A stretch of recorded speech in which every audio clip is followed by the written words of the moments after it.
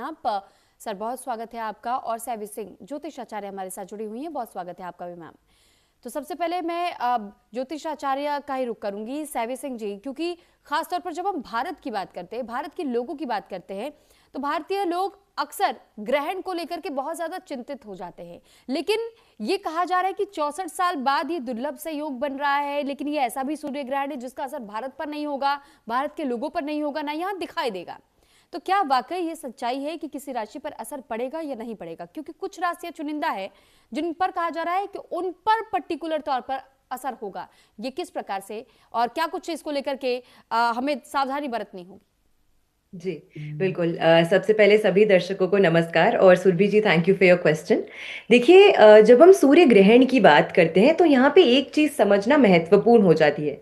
देश विदेश के किसी भी हिस्से में, किसी भी भाग में जब ग्रहण की स्थिति बनती है, और खास करके क्योंकि सूर्य और चंद्रमा वो ग्रह माने गए हैं जो कि सबसे ज्यादा इंपॉर्टेंट है। सूर्य को वाइटैलिटी का कारक ग्रह माना गया है और कोई भेदभाव नहीं करता है। वो किसी भी देश के कोने में आप क्यों ना बैठे हो, अपना प्रकाश जो है नियमित रूप से हर व्यक्ति पे, हर प्राणी पर जो है वो डालता है।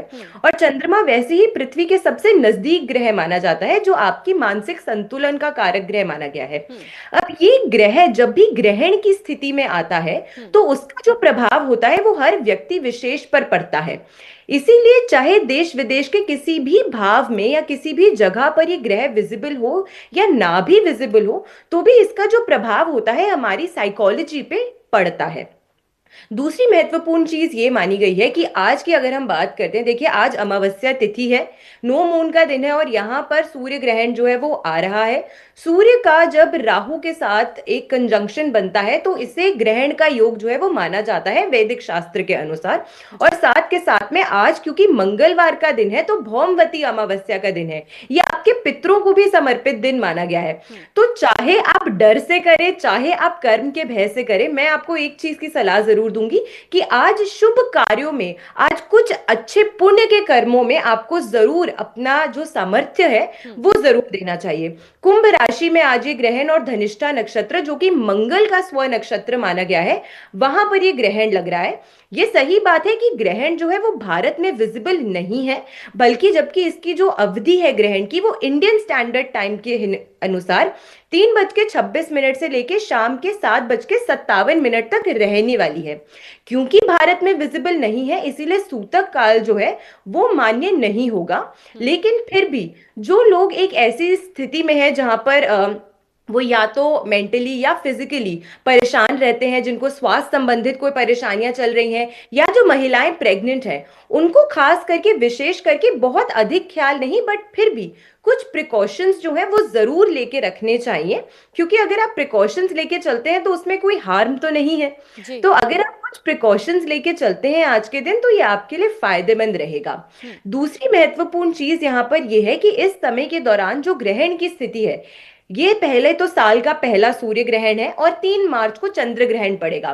पूर्णिमा के दिन चंद्र ग्रहण का पड़ना और अमावस्या की तिथि के दिन सूर्य ग्रहण का पड़ना और 15 दिन के अंतराल में अंतर्गत ये जो ग्रहण पड़ने वाला है, ये कहीं ना कहीं देश विदेश की स्थितियों को जो है वो बहुत ज्यादा एक टर्मोइल की तरफ लेकर जाती है, ऐसा हमारे शास्त्रों में कहा गया है।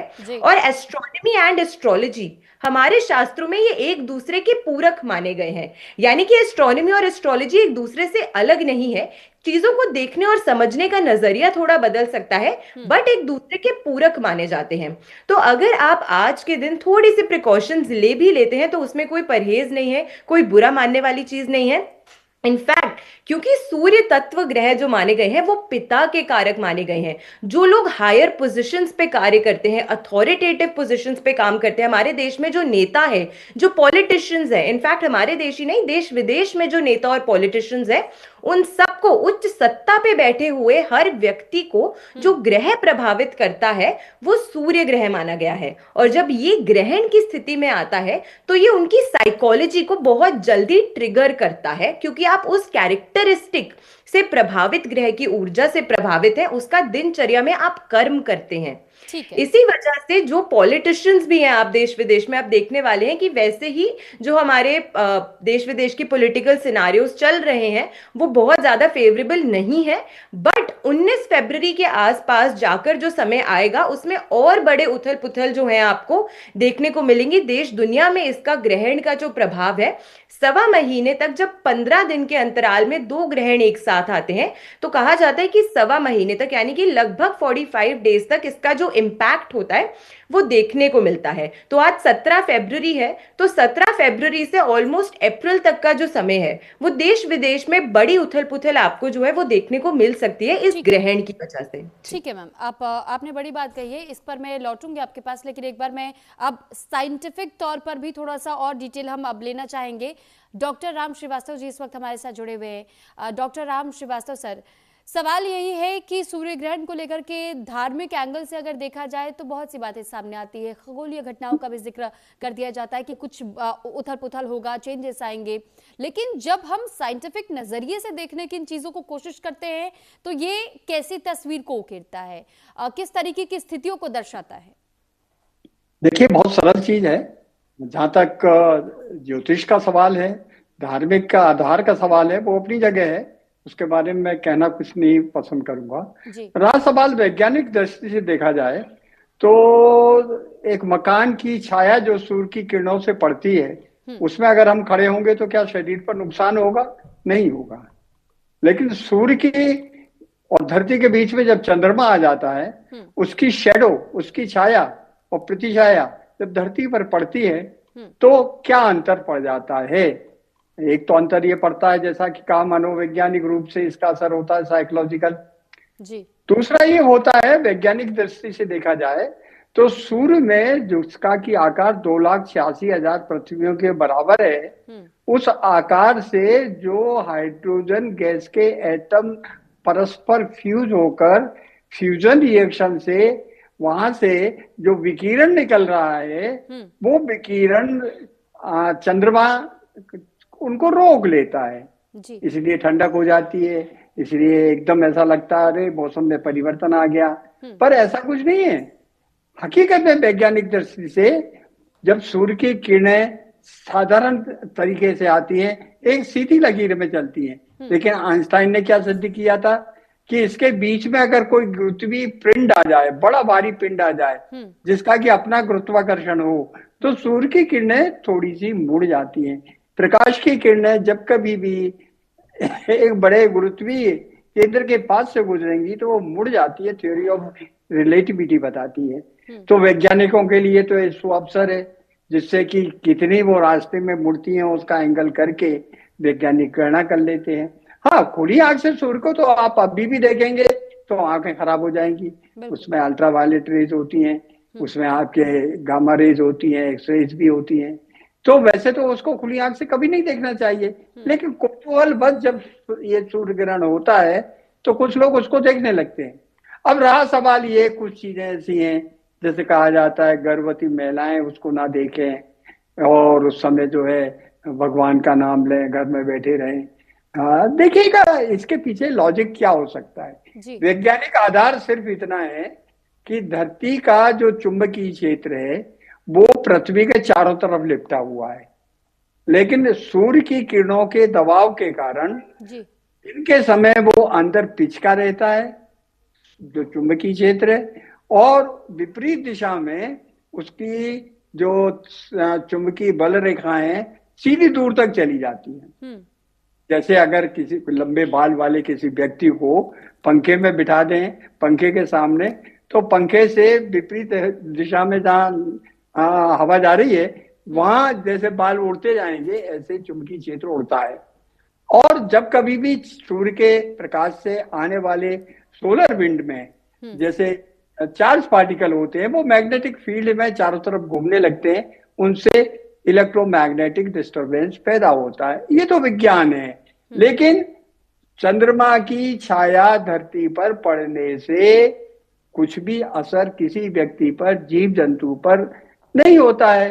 मनोवैज्ञानिक रूप से अलबत्ता ये हो जाता है कि अरे अभी तो दिन था और अंधेरा सा हो गया। अब रहा सवाल ये आज का जो सूर्य ग्रहण है, इसकी विशेषता ये है कि ये सूर्य की प्रस्तरी में पूरी तरह से फिट नहीं होगा, चारों तरफ एक रिंग सी बन जाएगी और चंद्रमा की घाटियों के बीच में से जब ये प्रकाश निकल कर आएगा तो ऐसा लगेगा जैसे अंगूठी, डायमंड रिंग जैसी इसकी शक्ल नजर आएगी। ये कौतूहल बस होता है, बड़ा बिरला मौका होता है, कुछ सेकंड के लिए होता है। तो वो डायमंड रिंग देखने के लिए वैज्ञानिक उसको रिकॉर्ड करने के लिए इसके साथ साथ जाते हैं, हवाई जहाज में जाते हैं, लेबोरेटरीज के जितने भी टेलीस्कोप हैं वो खुल जाते हैं, ऑब्जर्वेशन लेते हैं कि मैग्नेटिक फील्ड में क्या अंतर हुआ, टेम्परेचर में क्या अंतर हुआ। ये सब जो है वैज्ञानिक गणनाएं, उनका अपना उपयोग है, उससे बहुत सारे तथ्य जो है यानी खुलते सर हैं। हम ये कह सकते हैं कि साइंटिफिक तौर से अगर इसे देखा जाए तो इसमें हम डेवलपमेंट और कैसे कर सकते हैं, जैसे आपने भी जिक्र किया कि जो लोग एस्ट्रोनॉमी का खास तौर पर जिक्र करते हैं या उस पर दिलचस्पी रखते हैं तो वो इन चीजों का ध्यान रखते हैं कि जब भी ऐसा मौका है टेलीस्कोप के जरिए इन्हें देख सके, थोड़ी और रिसर्च हम कर सके।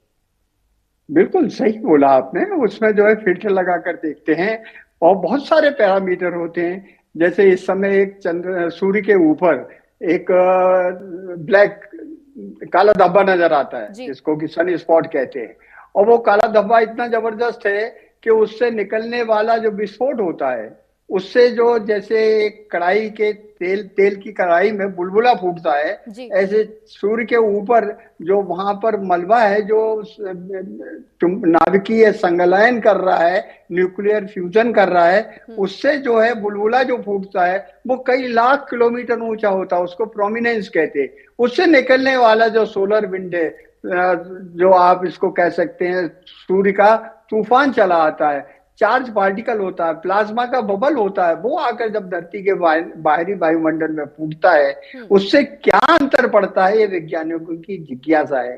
क्योंकि इससे जो है धरती के मौसम में परिवर्तन होता है। आजकल जिस तरह से कहीं बाढ़ आ रही है, कहीं बर्फ गिर रही है, बर्फ के तूफान हो रहे हैं और ये अविश्वसनीय तरीके से हो रहे हैं, सामान्यतः नहीं होते हैं, अचानक क्यों हो रहे हैं, इसकी जिज्ञासा देखने के लिए। क्योंकि ये भी पाया गया है धरती पर जो है हर दिन करीब 40-50 जगह जो है धरती हिलती है, कांपती है, कंपन होते हैं, अर्थक्वेक आते हैं जब प्लेट्स आपस में टकराती हैं, तो उस समय भी क्या परिवर्तन हो जाते हैं। और इस समय अर्थक्वेक जो कहीं ना कहीं आ रहे होंगे उनका ये सोलर एक्लिप्स में क्या रिलेशन हो सकता है, ये जिज्ञासा वैज्ञानिकों को रहती है, इसीलिए उसका अध्ययन करते हैं। ठीक है, अब मैं आपके पास लौटूंगी सर।